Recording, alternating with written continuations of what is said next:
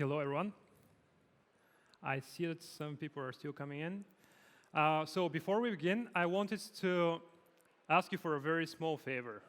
My parents are here, somewhere here in the audience, and that's the first talk of mine that they're going to see at all, completely.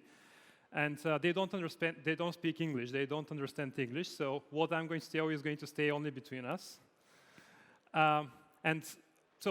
Yeah, I'm going to talk in English about software engineering, so you can imagine that it's not going to be very exciting for them. I want to ask, but in the same time, they'll love to think that what I'm about to say is interesting to you and you're looking forward to hearing it. So may I ask you to just get excited? So I'm going to get out of stage. I would ask you to just get very excited, I don't know, applause or scream or whatever you want to, throw chairs, whatever. And I'm going to jump on stage, and we're going to forget about what I just said. So we're going to start from scratch from the beginning. Is that OK? OK, I'll go.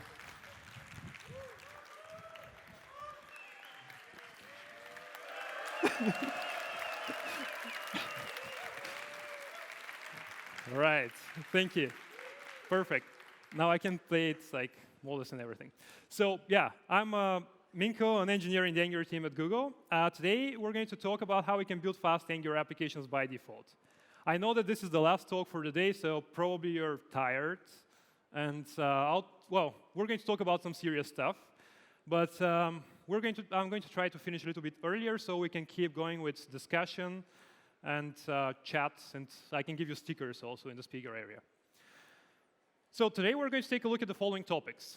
First, we're going to discuss network performance. We're going to talk about runtime performance. So we can distinguish these two by the following way. Network performance basically aims to speed up the time that's required for our application to get loaded.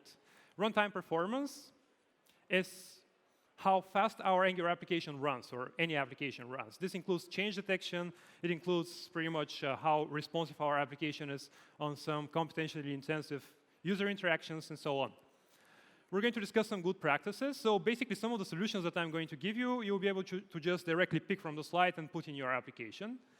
But also, we're going to discuss some broader abstract concepts, something that we're currently working on in the Angular team.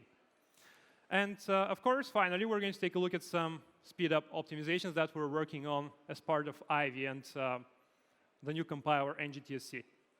So first, to ask you, how many of you are using Angular? Oh, perfect. That's awesome.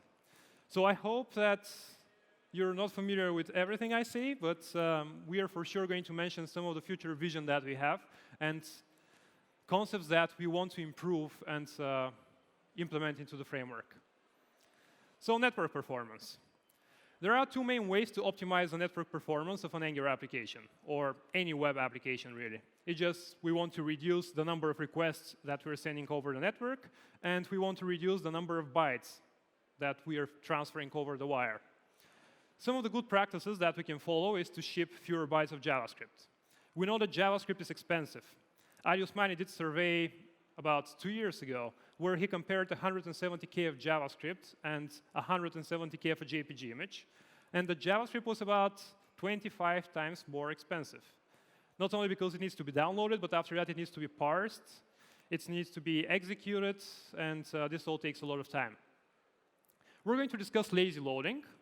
So this is a technique which allows us to download only the pieces of the application that are currently in use. We're going to talk about preloading and prefetching strategies, server-side rendering. This is the most exciting section that I want to discuss. And how we can write more efficient source code, or how the Angular compiler helps us to make our Angular application more efficient. So shipping fewer bytes of JavaScript. There are three main techniques. We can minify or apply dead code elimination. This is something that we're all familiar with. And pretty much the Angular CLI does this automatically for us. So there is nothing to worry about. However, in version 8 of the framework, we want to introduce a concept called differential loading. We're also going to discuss differential serving right now. Differential loading is a technique which allows us to ship two different bundles to our users. We're going to build the application twice, once for modern browsers and one for legacy browsers. Modern browsers are going to use ECMAScript 2015, and legacy browsers are going to use ES5. So with the ES5 bundles, we're going to ship also some additional polyfills because, well, browsers such as Chrome 41, for example, they don't support map and set. So we want to ship polyfills for them. But we don't want the rest of the users who are using modern browsers to pay for these features. This is not only going to help with smaller payload, but also it is going to make your code execute a little bit faster because we don't have to down-level modern syntax. The speed improvements that we noticed a little bit like ahead of time is that your bundles are going to get about 40 kilobytes more because of the polyfills that we don't want to ship, and 7% of each individual bundle. Here is how differential loading works. Basically, we generate an index HTML file, and inside of it, we have two script tags. Depending on the type of the script tag, whether it is module or it is JavaScript, the browser can download the bundle or not. So modern browsers are going to download the modern bundle, which is with script type module, and legacy browsers are going to pick the ES5 bundle. From there, once they fetch the browsers the right bundle for them, they're going to render something onto the screen. That's it. So far, differential serving has been quite a very frequently used technique. And differential serving is slightly different technique. With differential serving, we have a script tag, only one script tag in the index.html page. We're sending a single request to the server, and the server decides, based on the actual user agent string, which bundle to provide to the final user, right? So depending on the feature set determined by the user agent, we're going to get either ES5 or ES 2015 bundle. And the problem with differential serving is that it requires some server infrastructure. This means that our server needs to know how to read the user agent and needs to know how to map it to different JavaScript bundles, which is not ideal. That's why we picked differential loading. So it allows you to deploy your application to static hosting. And in the same time, there is a proposal for browser support for differential loading. So we're going to take a look at it just in a second. But yeah, here is the index.html file that we're generating. You can see that we're generating a script type module, which points to the ES 2015 version of the application. And we also have script tag with attribute no module. This is going to hint modern browsers to not download this bundle. That's it. From there on, the Angular CLI is going to automatically pick and figure out the split points, generate different versions of JavaScript, and everything is supposed to work as normal. The only potential drawback is that, well, the Angular CLI needs to do 2 builds, so this is going to be more memory consuming. The proposal for different ECMAScript versions is going to allow us to specify several versions. For example, ES 2015, ES 2016, and so on and so forth, in a range. And we can specify this either with src set or syntax attribute. So this is just a proposal. This doesn't mean that the proposal is going to get implemented by modern browsers. But with the Angular CLI, we're prepared for that. And it is specifically introduced because with the current way of loading JavaScript, we can only specify 2 versions, module version and no module version. So this means that in 10 years, we'll still have to ship ES 2029 and ES5, which is not very practical. We would want to ship intermediate versions as well. Yeah, so this is going to be part of Angular CLI version 8. And hopefully, if everything goes as planned, you should be able to try it out in 3 days in the first RC that we're going to release. You can enable it by setting 2 different configuration options. So in order to specify a range of versions that you would want your application to support, you can set the target property in the tsconfig.json file and also specify the minimum versions of the browsers that you want your users to potentially use. For example, Internet Explorer 11 or Chrome 41 or so on and so forth. So this specifies the minimum version, and in the target property, you're specifying the maximum version that your application should work with. Currently, it is limited to ES 2015. Perfect. So we have differential loading. Maybe the most efficient technique to split our bundles and to make them smaller is to use code splitting. And call splitting is part of a more general area called lazy loading. With lazy loading, we're providing only the minimum amount of assets for the user to consume at given moment. For example, we can have home and about page. When the users are in the home page, we want only the JavaScript associated with the home page. Once they navigate to the about page, we would want to download the corresponding bundles. There are two main strategies for call splitting.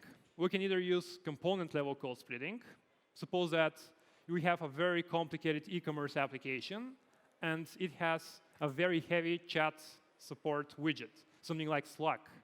And only 2% of our users are actually interacting with this widget. We definitely don't want to load this and block the rest of the page by loading the chat box. What we would want to do is delay, like, for example, show a placeholder. Once the users click on this placeholder, we're going to bootstrap the widget.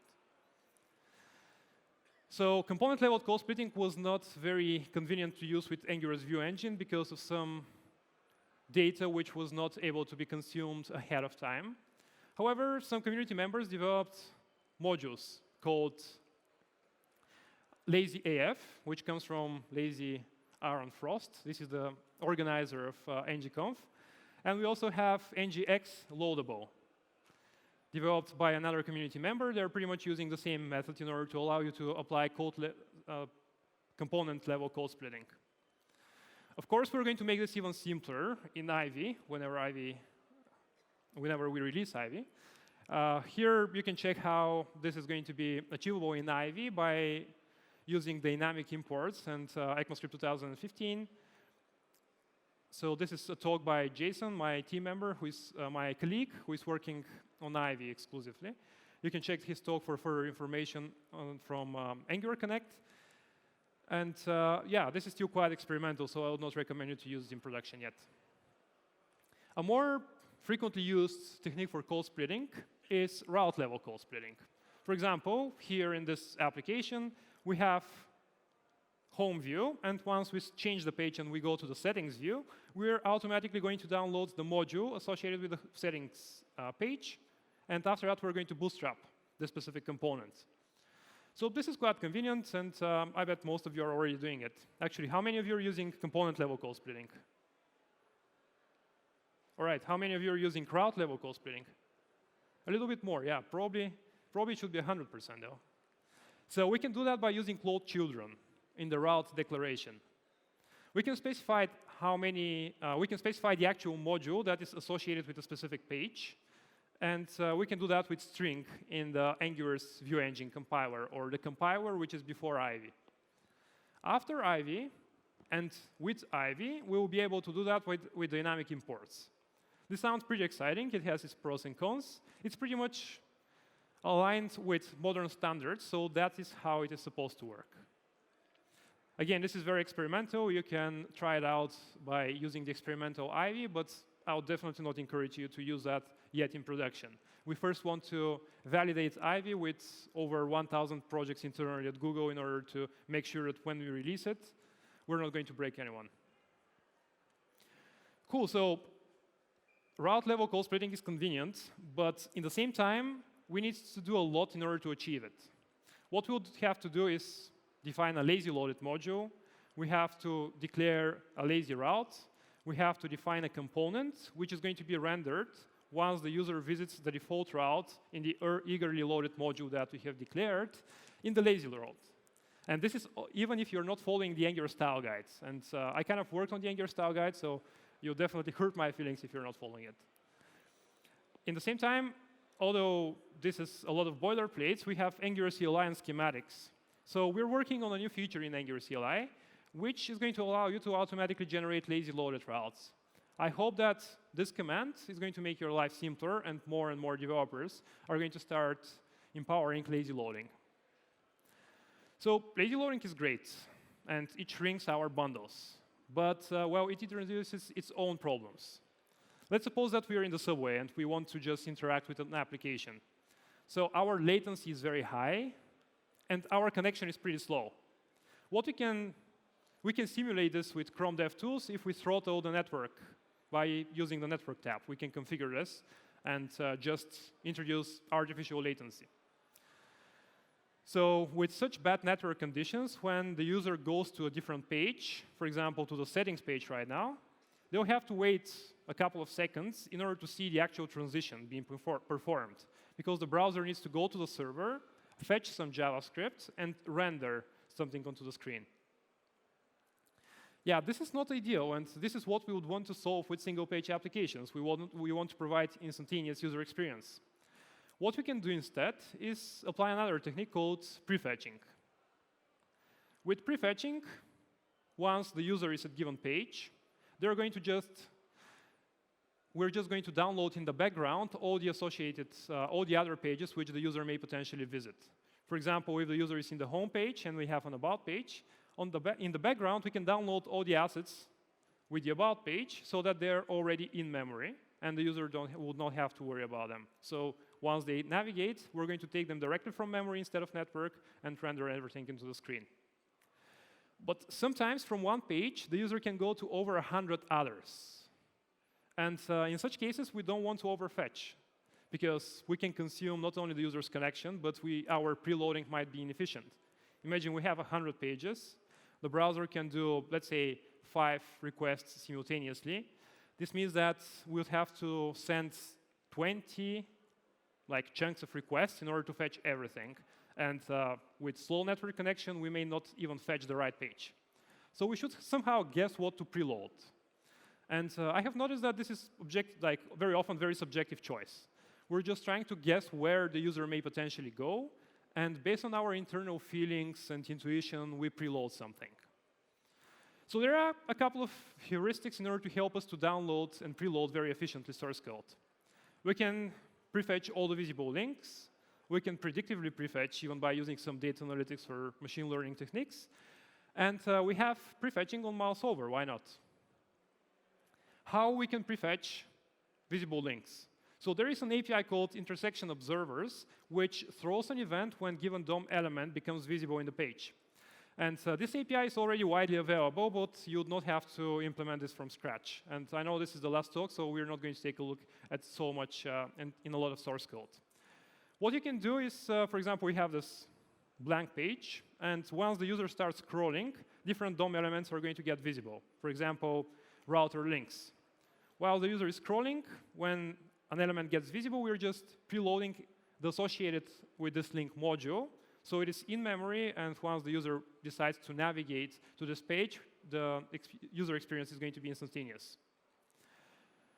You don't have to deal with intersection observers. You can just use ngx quick link, which is a node module that allows you to implement such kind of preloading by taking a look at all the visible links at given point. After that, you just have to set this up as a preloading strategy, and finally import it in your shared module and export it afterwards. That's it. How many of you have heard about predictive preloading or prefetching? All right. Gechev? No. All right. Perfect. So another technique which we can potentially use, this is predictive prefetching. Imagine if so machine learning is kind of popular, and I bet Asim in the morning already talked about TensorFlow. So why not use machine learning for predicting where the user can go next, and based on this information, preload JavaScript assets. On Google I/O last year, oops, sorry about that, we released Gechev. This is a tool that allows you to apply exactly this predictive prefetching technique. With Gechev, we can take information from Google Analytics directly. When we take this information from Google Analytics, we need to map it to actual routes in our application.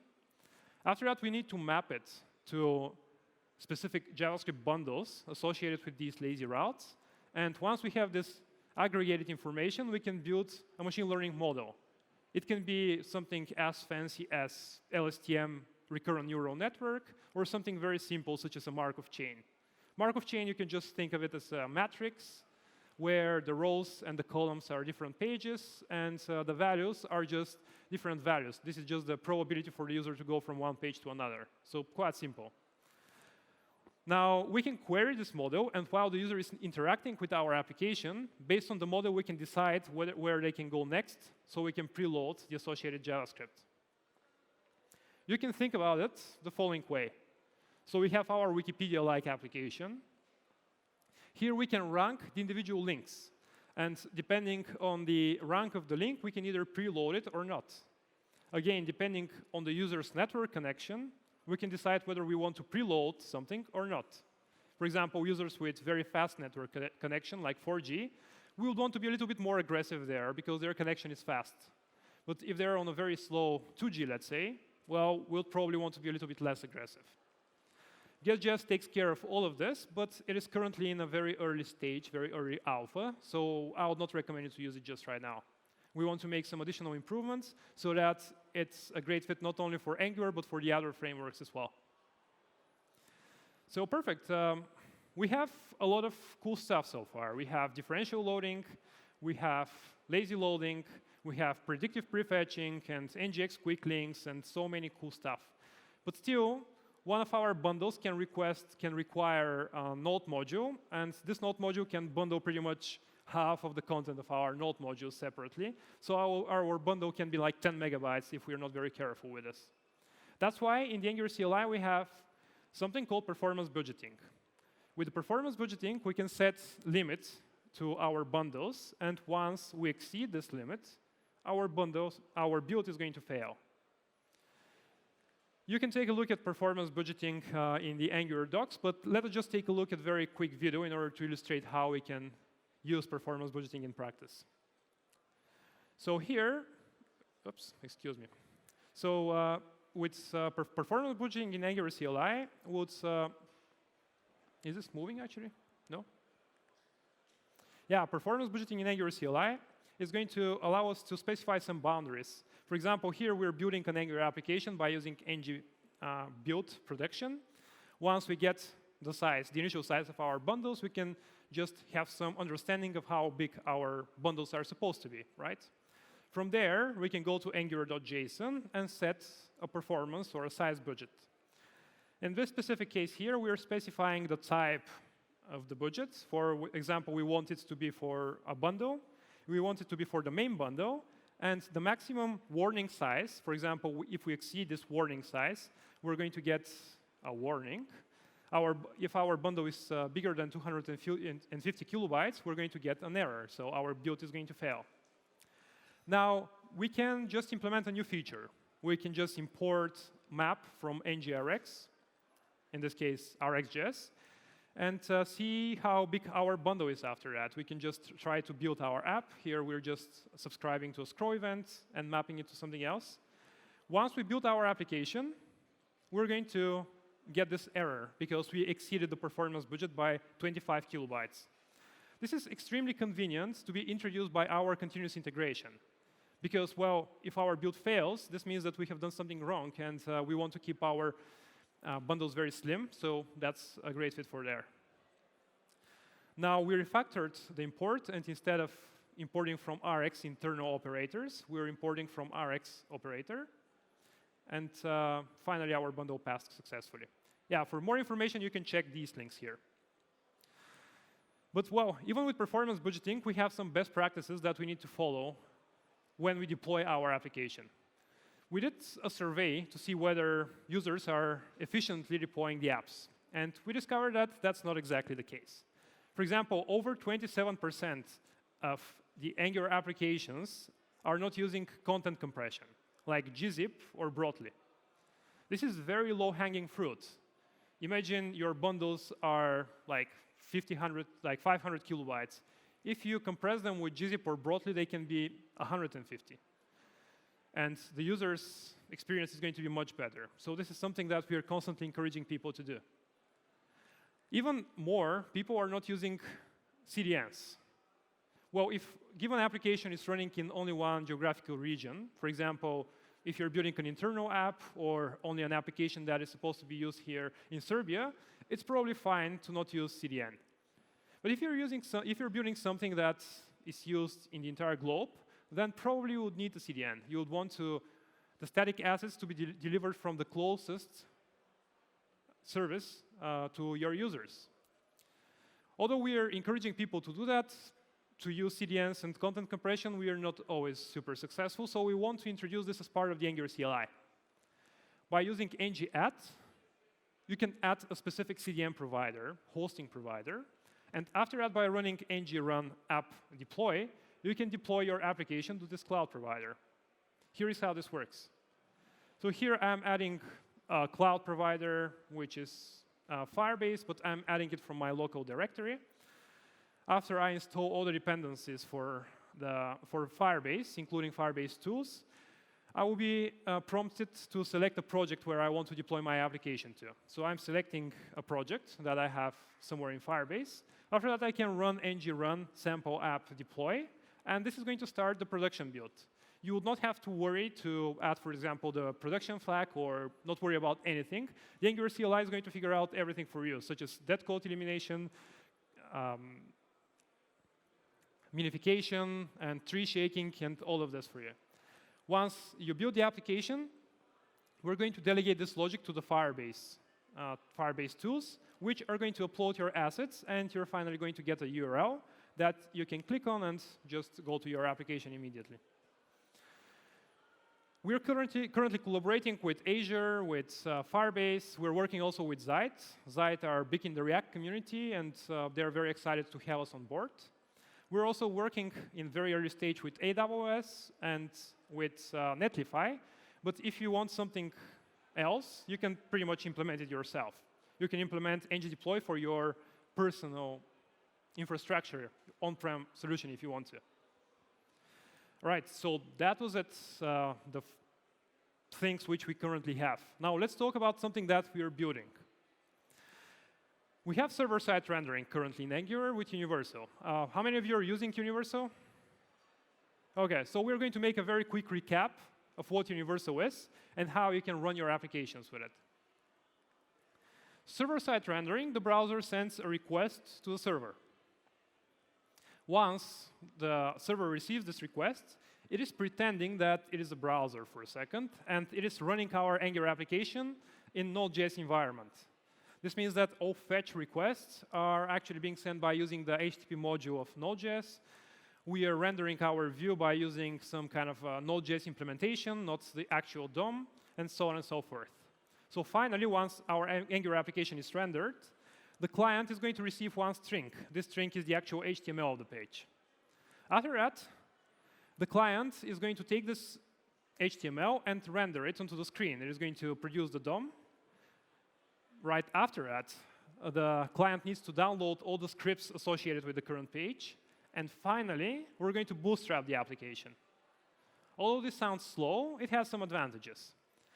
We can have faster initial contentful paints because right after we send requests to the server, we're going to get our rendered application, and it is going to have some content. It is great for SEO as well. For example, the Google bot, it runs Chrome 41, I think. So this means that it supports ES5, and it can run the JavaScript of your application, but other search engines might not be that successful. But in the same time, the time for interactive is not too impressive. Why is that? Well, our application gets interactive once we bootstrap it. And in the same time, the way we rehydrate the view is pretty, actually, the way any JavaScript framework rehydrates the view right now, it's pretty inefficient. So what happens is that we're getting the rendered view from the server. We're rendering it in the DOM. We're just creating all different image elements and content elements and everything. Our application looks beautiful. And after that, well, the framework is just going to destroy it. And it is going to render it from scratch once the framework takes over. We can think about it as the following way. We're getting HTML from the server. We're rendering the DOM. We're destroying it. And we're building it from scratch. Exactly the same structure, but with some metadata attached to it. For example, we have event handlers. We have information about which are the individual components associated with group of elements, and so on and so forth. What we're working on is something called progressive rehydration. With progressive rehydration, the way we bootstrap an application is slightly different.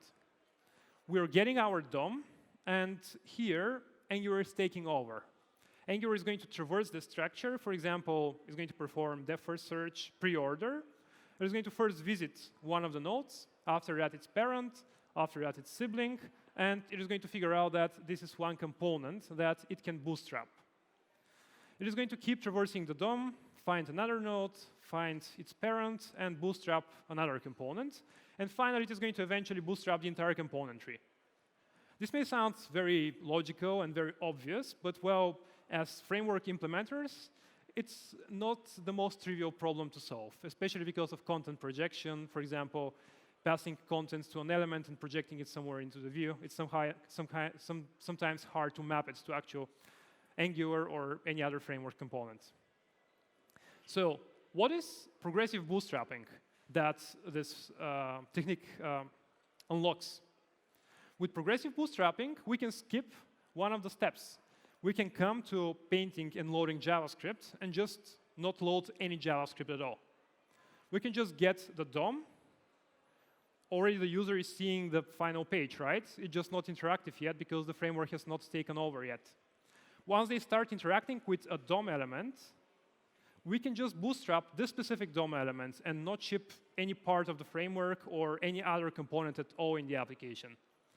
I'm particularly excited about this because it is going to drop the bundle size to maybe, I don't know, 10 or 20K, because we don't need the framework until the user starts interacting with a specific component. Well, of course, this has its pros and cons, and it is going to set some constraints during development, but this is something that we're still figuring it out. Probably we're going to hear more details about it on ngConf or Google I/O. Now, faster rendering.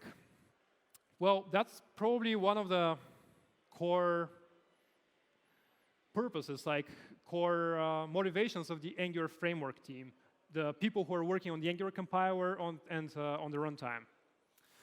Something that we're constantly working on is to try to figure out what are the dependencies between the individual bindings, and we try to figure out this ahead of time so that we don't create any runtime overhead. Once we figure this out, we want to generate very efficient source code and provide very efficient runtime. We do this by using a compiler. So we're taking your Angular application, we're passing it through several stages, and we're generating more efficient version of itself. For example, we're going to take a look at your template right here. Based on your template, we're going to build an intermediate representation, which is just a tree. That's an abstract syntax tree. And we're going to generate very efficient JavaScript, which knows what are the dependencies between the individual bindings, so that once given binding changes, we can reflect and propagate the change afterwards.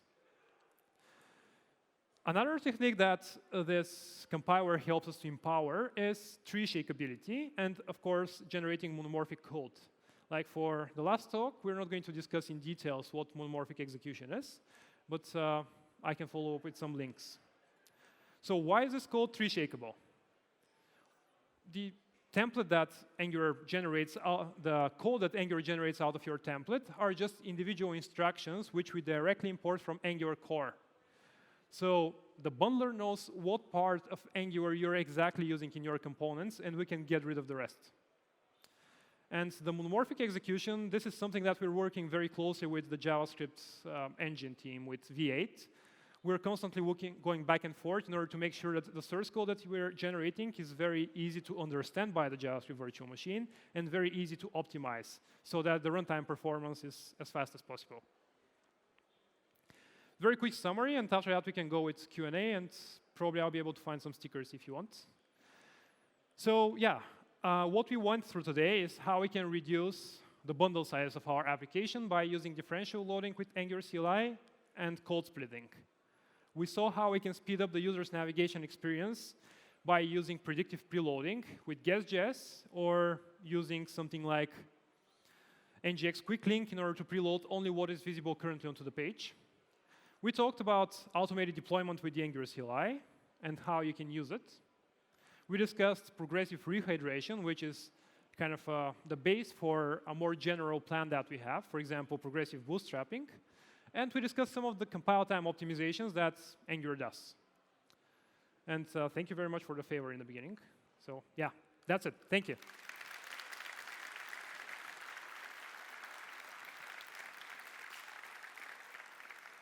So yeah, we can continue with questions. Anyone with questions? Yeah.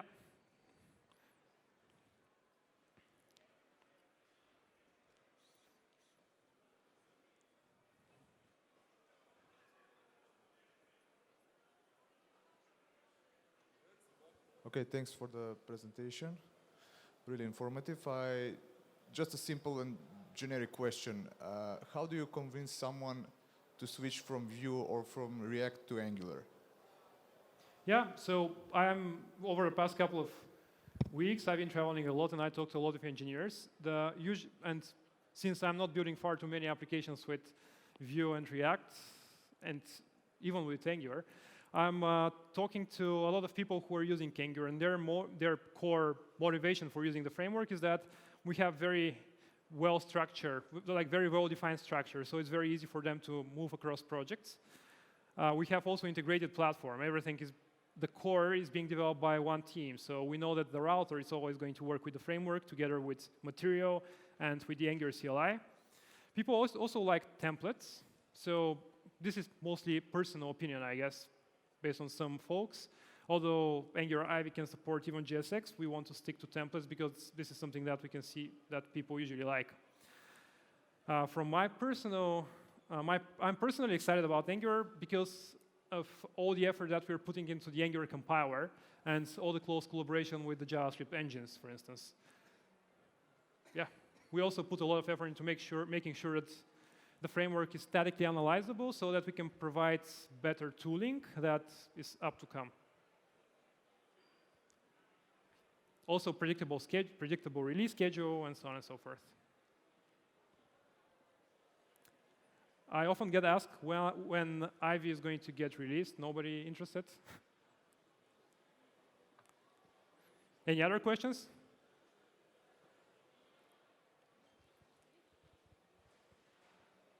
So when is Ivy going to be released? Yeah, so there is going to be an opt-in preview in version 8, which means that you'll be able to start a new project with Ivy. We're pretty ahead in terms of development, so I believe that it's quite stable, but still not ready for production for sure. So you can experiment with it in version 8. Hopefully, we'll be able to release in version 9, but still, it's hard to give any specific prediction. So I usually say when it's done, but. Okay, Angular CLI has support for multiple applications. So do you think that Narwhal NX is still relevant? Yes, so NX is providing not only support for different applications, but also it builds a dependency graph among them. So you don't have to build all of them from scratch. For example, you can structure your application in a way that it is a composition of a bunch of libraries. And once you change a library, you can rebuild only the library and eventually the consumer of the library. You will not have to rebuild all other dependencies of the project. So this build with finer level of granularity allows you to have faster build, basically. We are doing this internally at Google in a different way. We are using Bazel for the purpose, but until we release Bazel, I think NX is a pretty good choice. Anyone else? Yeah.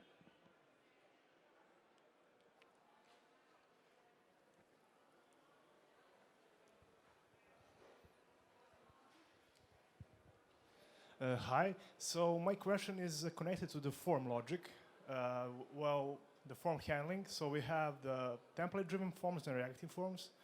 Both of them have their own pros and cons, right? So is there any plan for developing some new way of handling forms in Angular in the near future? So there are maybe some improvements in the Forms API. I believe that we're pretty much settled. I mean, there is not going to be a different way. We have the reactive forms and the template-driven forms. I would usually personally recommend the reactive ones because they seem more like flexible and easier to test. But yeah, we are not planning to introduce yet another way.